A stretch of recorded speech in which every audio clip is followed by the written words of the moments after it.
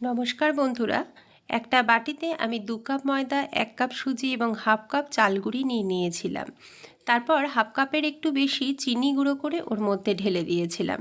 সবটা মিশানোর পরে কিছুটা কিছুটা করে দুধ দিয়ে আমি ওটাকে গুলতে লাগলাম। এরপর ব্যাটারটা যখন পুরোপুরি দুধ দিয়ে ঠিকঠাক গোলা হয়ে গেল, তৈরি করা হয়ে গেল, তখন আমি ব্যাটারটাকে আধ ঘন্টা মতো রেস্টে থাকতে দিলাম।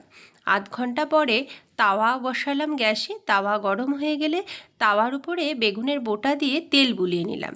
বুলিয়ে নেওয়ার পর একটা হাতা দিয়ে আমি কিছুটা ব্যাটার ওই তাওয়ার উপরে নিয়ে নিয়েছিলাম, দিয়ে খুন্তি দিয়ে টেনে টেনে সেটাকে গোল শেপ দেওয়ার চেষ্টা করছিলাম। একটু সমস্যা হচ্ছিল খুন্তি দিয়ে, তো যাই হোক, তবুও আমি চেষ্টা করে মোটামুটি একটা গোল শেপ নিয়ে এসেছিলাম কিন্তু শেষ পর্যন্ত। এরপর এর ভেতরে তো পুর দিতে হবে, সেই জন্য আমি পুরটা পাশে রেডি করে রেখেছিলাম। পুরে কিন্তু আমি ব্যবহার করেছিলাম চাচি।